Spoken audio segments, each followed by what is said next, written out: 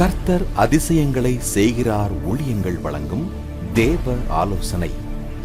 ஆவிக்குரியவர்கள் பிள்ளைகளின் திருமண விஷயத்தில், குறிப்பாக பெற்றோர்கள் அழகு, படிப்பு, பணம் இவைகளை மட்டும் திருமணம் பார்க்காம பரிசுத்த ஆவியானவருடைய ஒரு நடத்துதலுக்கு உட்பட்டு பிள்ளைகளுடைய எதிர்காலங்களை அமைத்து கொள்ளணும்.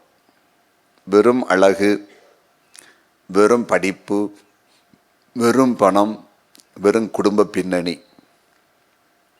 சிலர் நீங்கள் பேசினா சொல்லுவாங்க, எப்படி எங்கள் பிள்ளையை கொடுக்குறீங்க, அது இன்னும் இருக்கா ஃபேமிலி, பையன் என்ன பண்ணுறான், படிச்சிருக்கான், அது இன்னும் இருக்கா சித்தப்பா பையனே, அது இன்னும் இருக்க பையனே, இவன் படிப்புலும் ஒன்றும் இருக்காது, ஒரு காரியத்தில் இருக்காது. அந்த குடும்பத்தை இவங்க மென்ஷன் பண்ணுவாங்க. அது அவங்களுக்கு ஒரு கௌரவம் மாதிரி இருக்கும். ஏன்னா ஒரு ஊரில் உலகத்தில் 50-100 குடும்பம் இருக்குன்னா 1-2 ஃபேமிலி கொஞ்சம் நல்ல படிப்பிலேயோ வேலையிலேயோ பணத்தில் செல்வாக்காக இருப்பாங்க. மற்றதெல்லாம் அதை சுற்றி எப்படி இருப்பாங்க. அதை வச்சு இவனோட பார்ப்போம், இன்னும் இருக்க குடும்பத்தில் கொடுத்த, இன்னும் டாக்டர் குடும்பமே, இன்னும் வக்கீல் குடும்பமே, இந்த பாஸ்டருக்கு குடும்பமே, அப்புறம் இன்னும் இருக்க ஃபேமிலி ஆகும். அது இவங்களுக்கு அது ஒரு கெத்து மாதிரி இருக்கும். ஓகே, பார்க்குறது நல்லது தான், அதில் நமக்கு என்ன பிரயோஜனம் இருக்குது? நம்ம யாருக்கு குடிக்கும் பிள்ளைகளை, எங்கேருந்து அடிக்கும், அவங்க எப்படி இருக்காங்க, அந்த பிள்ளைங்க எப்படி இருக்காங்க, ஆவிக்குரிய பிள்ளைங்களா, ஜெபிக்கிறவங்களா, அதெல்லாம் பார்க்கறது இல்லை. சிலர் வெறும் அழகு.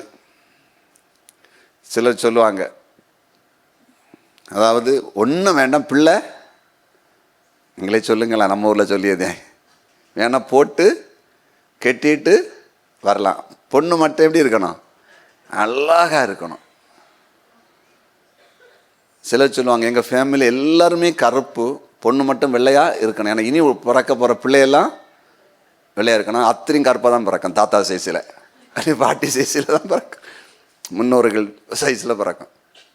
அது அப்படி அவங்களுக்கு, அதனால் கொஞ்சம் வெள்ளை பொண்ணை தேடுவாங்க. அப்படி அந்த அழகை மட்டும் வச்சு தேடுவாங்க. அழகு தேவை தான், பைபிளில் அழகு வீணுன்னு தான் இருக்குது, அழகு மாயின்னு இருக்குது. அழகு அவசியம்தான், வெறும் அழகு ஒன்று வாழ்க்கையை கொடுக்காது.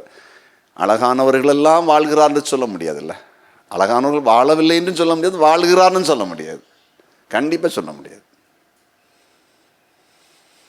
இனி சிலருடையது அந்த படிப்பு, என்ன படிப்பு, என் பிள்ளை என்ன இன்ஜினியரிங், வேசினரசி, டாக்டர்னா டாக்டர், கலெக்டர்னா கலெக்டர், என்ன வேலை, அந்த படிப்பு, அந்த அந்த அந்த அந்தஸ்து, படிப்பு, அந்த வேலை, அந்த அந்த செட்டப்பு தான். இந்த படிப்பு இருந்தால் பாருங்கள், இந்த வேலை இருந்தால் பாருங்கள், அப்படி அந்த மாதிரி போவாங்க. சிலருக்கு பணம்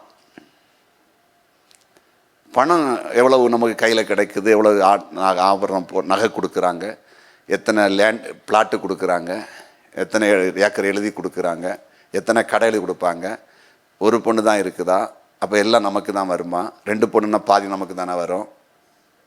அதெல்லாம் அப்படி ரொம்ப ஞானமாக அதுக்குள்ளேயே போய் பார்ப்பாங்க. ஆனால் ஆண்டவருடைய ஒரு நடத்துதலோ, இது தேவன் நடத்துகிறாரு, இது லீடிங் இருக்குது அப்படின்னு பார்க்க மாட்டாங்க. இது பெற்றோர்களுடைய நிலை. இது மேக்சிமம் இந்த பணத்தில் இந்த பார்க்குறது பசங்களுக்கும் பொண்ணுங்களுக்கும் இப்படியே கிளை நடந்தால் போதும். பிள்ளைகளை இந்த காலகட்டத்தில் லவ் பண்ணாமல் ஒரு குறிப்பிட்ட ஸ்டேஜ் வரை ஆணோ பொண்ணோ அம்மா அப்பா சொல்ல கேட்குறது ஒரு மருந்து மாதிரி. அதாவது சில அரிய பொருள் கிடைக்காது இல்லை, அந்த மாதிரி இந்த காலகட்டம். அப்போ அப்படிப்பட்ட பிள்ளைகள் இந்த அம்மா அப்பா கெடுக்குது, நாசம் பண்ணுது. அது வசனத்தை கேட்டு ஆண்டவருக்கு பயந்து அப்பா அம்மா சொல்றதை கேட்டு கல்யாணம் பண்ணி வாழணும்னு நினச்சா, இந்த தாய்மார்கள் தந்தைமார்கள் அவங்க மைண்டுக்குள்ளே ஒரு மைண்ட் செட் வச்சுருப்பாங்க, இப்படி இருக்கணும், இப்படி இருக்கணும், இப்படி இருக்கணும் அப்படின்னு. அதன்படி போய் பார்த்து தேவ சமூகத்தில் ஜெபத்தில் வச்சு ஆண்டுடைய நடத்தில் பார்த்து ஆண்டவர்கிட்ட போகும்போது ஆண்டு சொல்லுவார், சில நேரத்தில் அது இப்படி இருக்கும், ஃபியூச்சர் பயங்கரமாக இருக்கும், எதிர்காலம் ஆசீர்வாதமாக இருக்கும், அது நல்லா இருக்கும் அப்படின்லாம் ஆண்டவர் பேசுவார். அதுக்கு ஒன்றும் இடம் கொடுக்க மாட்டோம், தேவ சித்தத்தையும் அறிய மாட்டோம், ஜெபத்தில் வச்சு காத்து இருக்க மாட்டோம். சில ஆட்கள் பார்த்தீங்கன்னா ஒரு கல்யாணம் பேசினா கடையாக போய் விசாரிப்பாங்க. மீன் கடை, காய்கறி கடை, டீ கடை, பய சொல்லிட்டு தான் செல்லு பார்ப்பான் வீட்டுக்குள்ளே இருந்து. மீன் கடையில் போய், டீ கடையில் போய், அவன் டீ கடையில் போய் சொல்லிட்டு தான் இப்போ லவ் பண்ணுவான். ஏன்னா டீ கடையில் நான் இப்போ போய் உட்காந்துருக்கானா, டீ கடை போகிற நேரம் இப்போ கிரிக்கெட் கிரவுண்டு போகிறதா இப்போ நேரம், விளையாட போகிறதா நேரம். 100க்கு 100 நல்லதும் கெட்டதும் கைக்குள்ளே இருக்குது. இன்ஸ்டாகிராம் உள்ளே இருக்குது, யூடியூப் உள்ளே இருக்குது, இனி அப்புறம் உள்ள பேர் ஒன்று என்ன தெரிய மாட்டேங்குது, நிறைய உள்ளே இருக்குது. அப்போது பாருங்களேன், அப்போ இப்படி ஒரு கூட்டம் இது பெற்றோர்கள் பிள்ளைகளை கெடுக்கிறாங்க. நல்ல ஆண்டவருக்குள்ளே வந்துட்டு இருக்கிற பிள்ளைகளை ஜெபத்தில் வச்சு ஒரு கனெக்ஷன் வரும்போது அது ஆண்டவருக்கு நடத்துதலை பார்த்து செய்யாமல் இருக்காங்க. பாருங்கள், ஆதியாகமம் 24:50 வேகம் வாசிப்போம். ஆதியாகமம் 24:50. அப்பொழுது லாபானும் பெத்துவேலும் பிரதியுத்தரமாக, இந்த காரியம் கர்த்தரால் வந்தது, உமக்கு நாங்கள் நலம் போலம் ஒன்றும் சொல்லக்கூடாது. அதான் கேளுங்க, இது யார் சொல்லுது? ரெபேக்காளுடைய தகப்பனும் சகோதரனும் தகப்பனும் லாபானும் பெத்துவேலும் அவங்க சொல்றாங்க. யார்கிட்ட? எலியாசர்கிட்ட, அன்னைக்கு புரோக்கரை அனுப்பப்பட்ட ஆள்கிட்ட. ஆண்டவர் அறிஞ்சா அந்த போய் பொண்ணு கேட்க ஈசாக்கு போன ஆள்கிட்ட சொல்றாங்க, இது கர்த்தரால வந்தது, இது ஆண்டவர் கொண்டு வந்தாரு. அப்ப எவ்வளவு அவங்க அறிஞ்சிருந்தாங்க. யாரு சொல்லுது? பொண்ணுடைய அப்பாவா, பொண்ணுடைய சகோதரன் அப்பாவும். நீ சொல்ல முடியுமா? நாங்கள் ஜெபம் பண்ணது கர்த்தர் எங்களுக்கு காண்பிச்சாரு, சொன்னாரு, கொடுக்க சொன்னார், லீட் பண்ணாரு. ஒன்றுமே கிடையாது. நிறைய பொண்ணு விஷயங்கள்லாம் பார்த்தீங்கன்னா, நானும் பொண்ணுக்கு பார்த்துருக்கெல்லாம் ஜெபம் பண்ண ஆண்டவர் சொல்லுவார் கொடுக்காதேன்னு, எடுக்கான்னு சொல்லுவார். நம்ம அதனால் போக மாட்டோம். பின்ன ஏதாவது ஊழியக்காரர்கிட்ட குறி கேட்க போவோம். ஒரு கனெக்ஷன் வந்தது, அங்கேருந்து ஒன்று வந்து இங்கேருந்து ஒன்று, நீங்கள் ஒன்று சொல்லுங்கன்னு. அவங்க ஏதாவது ஒன்று சொல்லுவாங்க, கிளி ஜோசியம் சொன்ன மாதிரி மாட்டிப்போம். ரொம்ப கவனம். இனி ஒரு கூட்டம் இருக்குது பிள்ளைங்க திருமண விஷயத்தில், அவங்களே செலக்ட் பண்ணுறாங்க. ஸ்கூலில் அக்ரிமெண்ட், சைலண்டாக போயிட்டே இருப்பாங்க. எல்லாம் ரெடியாகி கடைசியில் ஒரு 24, 25, அது 25 போகாது. ஏன்னா இவனுக்கு ரெண்டும் ஒரே ஸ்டேஜாக இருக்கும். அதுக்கு 19, 20, 21 பார்க்க தொடங்கும். இவனுக்கு அப்போ தான் 21 ஆகும். அப்போவுமே பையன் போட ஆரம்பிப்பான். எல்லாம் முடிஞ்சு 21, 23 வரும்போதே இவன் அப்பா அம்மா வந்தே சொல்லுவாங்க, ஒரு கனெக்ஷன் வந்தது, கூட்டி கழித்து பார்த்தா கூட படித்ததாக இருக்கும். இல்லையா? ஆமாம், அங்கே அதெல்லாம் போட்டு அது அப்போ நம்மளோட அறிவு கூடுதலப்பா பிள்ளைகளுக்கெல்லாம் ரொம்ப அறிவு. அம்மா அப்பா எல்லோரும் ஏமாற்றிடும், எல்லாத்தையும் ஏமாற்றி போயிடும். காலேஜிலேயே அப்புறம் எல்லாம் செலக்ட் பண்ணி அதுலேயும் ஏமாற்றி விட்டுருவாங்க. ஒரு வேலைக்கு போகிறதில்ல. நான் சொன்னேன், இதெல்லாம் என்னை பொறுத்த மட்டும் பைபிள் படி நம்ம திருமண விஷயத்தில் இப்படி போகிறது தவறானது. அது நம்ம எப்படி அதை விளக்க முடியும்? உலக இன்னைக்கு எப்படி போயிடுச்சு, அடுத்த தலைமுறைக்கு இனி உள்ள பெற்றோர்கள் என்ன பிள்ளைகளுக்கு சொல்லுவாங்கன்னு எனக்கு தெரிய மாட்டேங்குது. எதை பிள்ளைகளுக்கு காண்பிப்பாங்க, எதை சொல்லி கொடுப்பாங்கன்னு தெரியாது. அந்த அளவுக்கு உலகம் போயிடுச்சு. சரி, எதாலும் சரி.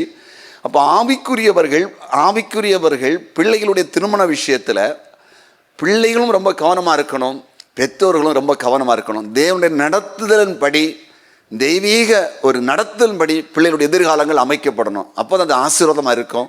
இல்லைன்னா அது ஃபியூச்சரில் ரொம்ப பிரச்சனைக்குரியதாக மாறும், தேவனுடைய கோபாக்கினிக்குள்ளே போகும். அதனால் இப்போ தலைகளை தாழ்த்தி நம்ம ஒரு சின்ன ஜெபம் பண்ணுவது முக்கியமான காரியம். நான் ரொம்ப விளக்கல, அது உங்களுக்கு புரிந்திருக்கும். நம்ம ஜெபம் பண்ணுவோம். இயேசுவே, உம்மை நோக்கி பார்க்கிறோம், உம்மை நோக்கி பார்க்கிறோம். உடைய பிரசன்னத்துக்காக நன்றி. ஆவிக்குரிய பிள்ளைகள் திருமண விஷயத்தில் ரொம்ப ஞானமாக நடக்கணும். குறிப்பாக பெற்றோர்களுக்காக ஜெபிக்கிறோம். இந்த காலகட்டத்தில் அநேக வாலிப பெண் பிள்ளைகள், ஆண் பிள்ளைகள் வசனத்துக்கு பயந்து ஆண்டவருடைய நடத்துதலின் பேரில் எங்கள் எதிர்காலத்தை கர்த்தரே நடத்தணும், பெற்றோர்கள் எங்களுக்கெல்லாம் பார்த்து வைப்பார் நம்பிக்கையோடு இருக்கிறாங்க.